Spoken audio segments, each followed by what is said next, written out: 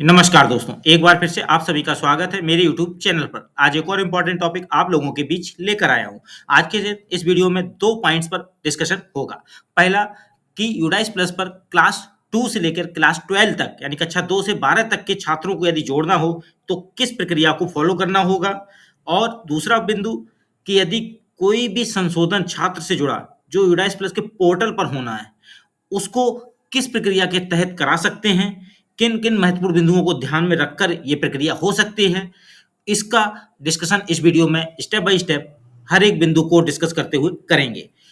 आज इस वीडियो में हर एक पॉइंट डिस्कस होगा इन दोनों पॉइंट्स को लेकर, इसलिए वीडियो को बिना स्किप किए हुए अंत तक जरूर देखें। वीडियो को लाइक, शेयर, कमेंट जरूर करें। चैनल यदि अभी तक सब्सक्राइब नहीं किया तो चैनल को सब्सक्राइब करके बेल आइकन को हिट करके ऑल जरूर सेलेक्ट करें। तो स्टार्ट करते हैं वीडियो। देखिए, सबसे पहली बात आती है कक्षा 2 से 12 तक के छात्रों को जोड़ने की। तो उसके लिए आपको बता दें, वर्तमान में अभी ब्लॉक स्तर पर कोई भी ऐसा ऑप्शन एक्टिव नहीं हुआ है कि आप कक्षा 2 से 12 तक जोड़ सकें, या विद्यालय स्तर पर भी कोई एक्टिव नहीं हुआ ऑप्शन जो कक्षा 2 से 12 तक के छात्रों को जोड़ सकें। इसके लिए आपको किस प्रक्रिया का यूज करना होगा आगे चल के, तो आपको बता दूं एक फॉर्म S02 आता है जो कक्षा 2 से कक्षा 12 तक के छात्रों को जोड़ने के लिए प्रयोग में लिया जाता है। इस फॉर्म को भरना होता है और फॉर्मेट फॉर स्टूडेंट एडिशन लिखा हुआ है साफ साफ in UDISE plus for class 2 and 12। और ये किसके द्वारा होता है? ब्लॉक, डिस्ट्रिक्ट या स्टेट के द्वारा। तो आपके जो नियरेस्ट होता है वो ब्लॉक होता है, तो आप ये फॉर्म भरकर सबमिट करेंगे ब्लॉक लेवल पर। ठीक है, to be submitted to block, district या स्टेट। आप देखिए ब्लॉक पर ही सबमिट होता है मोस्टली। और यूडाइस कोड डालेंगे, इसमें स्टूडेंट का स्कूल का नेम डालेंगे, यूडाइस डिस्ट्रिक्ट नेम डालेंगे, यूडाइस ब्लॉक नेम डालेंगे। यानी आपका यूडाइस कोड, विद्यालय का नाम, डिस्ट्रिक्ट और ब्लॉक नेम आ जाएगा। फिर नीचे आ जाएगा सीरियल नंबर, गिनती आएगी, क्लास एंड सेक्शन, जिस कक्षा और सेक्शन में बच्चे को जोड़ना है। फिर इसके बाद बच्चे से जुड़ी हुई जानकारी, नेम अंग्रेजी के अक्षरों में बने, वो भी बड़े अक्षरों में जिससे कि स्पष्ट दिखाई दे। और 2 शब्दों के बीच भी इतना स्पेस रखें कि शब्दों का अलग-अलग अंतर समझ में आए। फिर इसके बाद जेंडर लिखेंगे, डीओबी लिखेंगे, डीओबी DDMMYYYY के फॉर्मेट में हो, यानी दिनांक, माह और वर्ष का जिक्र हो। इस तरह से आप लिखेंगे। उसके बाद आता है पेरेंट डिटेल्स में फादर का नाम अंग्रेजी के अक्षरों में।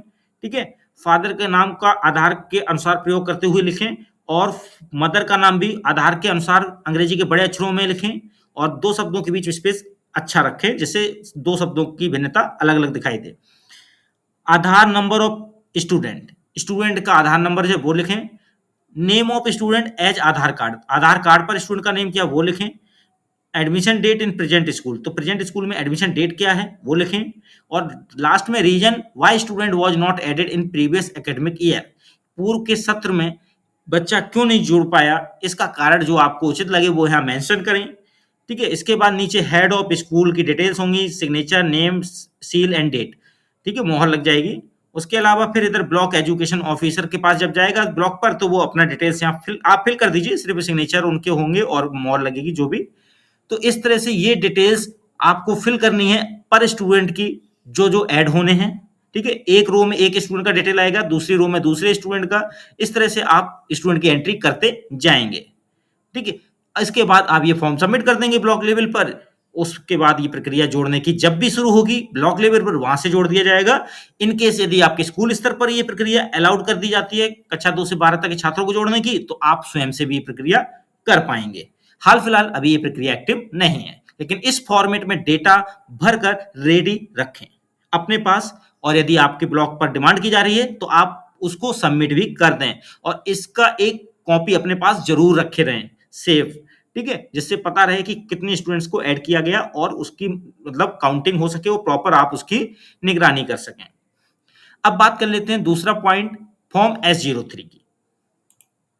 देखिए, फॉर्म S03 आपके सामने है। इसका प्रयोग कब होता है? Format for student name change, नाम संशोधन, क्लास संशोधन या other basic details change in UDISE plus student database.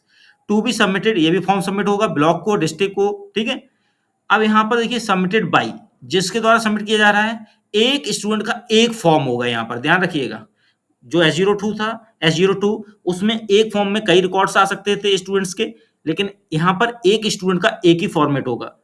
तो यहाँ पर UDISE code, school name, UDISE block और डिस्ट्रिक्ट। स्टूडेंट का 11 डिजिट नेशनल आईडी जो पैन नंबर होगा उसका, करेंट नेम वर्तमान में छात्र का क्या नाम है और क्या कक्षा है उसकी। इसके बाद नीचे डिटेल आती है चेंजेस रिक्वायर्ड, नाम में संशोधन चाहिए तो आप इसमें टिक लगाएंगे, जिसमें संशोधन चाहिए, डेट ऑफ बर्थ में संशोधन चाहिए तो उसके आगे टिक लगाएंगे, जेंडर में, आधार में, नेम एज पर आधार में, क्लास एंड सेक्शन में, तो जिसमें संशोधन चाहिए उसके आगे आप क्या करेंगे, टिक लगाएंगे। अब जिसमें टिक लगा देंगे उसके बाद आगे की एंट्री भी करनी है। ओल्ड नेम क्या है, यदि नेम में संशोधन के लिए टिक लगाया तो ओल्ड नेम क्या है जो पोर्टल पर वर्तमान में है यूडाइस पे, वो क्या है, और न्यू नेम क्या होना है वो। ऐसे ही डेट ऑफ बर्थ की बात है, यदि संशोधन होना है तो टिक लगाएं, ओल्ड डीओबी इंडिकेट करें, न्यू डीओबी इंडिकेट करें। अब यहाँ पर जो भी डिटेल्स संशोधन के लिए होनी है उनमें टिक लगा के ओल्ड और न्यू डिटेल्स इंडिकेट कर देंगे। अब बात आती है कि इनमें प्रूफ्स के तौर पे क्या लगेगा, तो स्कूल का एक ऐसा रजिस्टर होता है उसकी फोटोकॉपी लगा दीजिए जहां पर छात्र का विवरण प्रदर्शित हो रहा हो, साथ में आधार कार्ड की प्रति भी लगा दीजिए।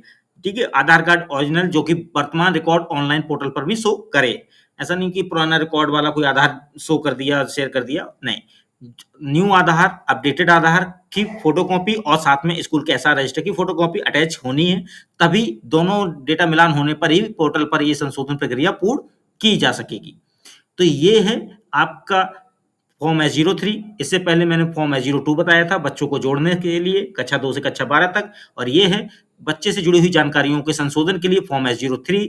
स्टूडेंट के नेम चेंज, क्लास चेंज या अदर बेसिक डिटेल्स में जैसे कि जेंडर चेंज, आधार नंबर चेंज या नेम एज पर आधार या क्लास एंड सेक्शन चेंज।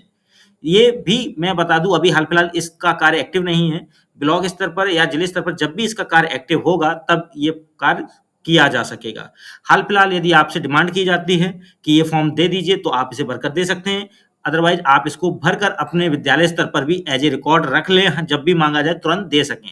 और देते समय एक कॉपी अपने पास एज ए मोबाइल में फोटो भी रख लें या फोटो कॉपी करा के रख लें, ये आपके ऊपर डिपेंड है। ठीक है, तो ये प्रक्रिया थी इस वीडियो में फॉर्म S03 की और फॉर्म S02 की। वीडियो अच्छा लगा हो तो लाइक शेयर कमेंट जरूर कीजिएगा। चैनल यदि अभी तक सब्सक्राइब नहीं किया तो चैनल को सब्सक्राइब करके बेल आइकन को हिट करके ऑल जरूर सिलेक्ट कीजिएगा। मिलते हैं अगली बार एक और बेहतरीन जानकारी के साथ। आज के लिए बस इतना ही, धन्यवाद।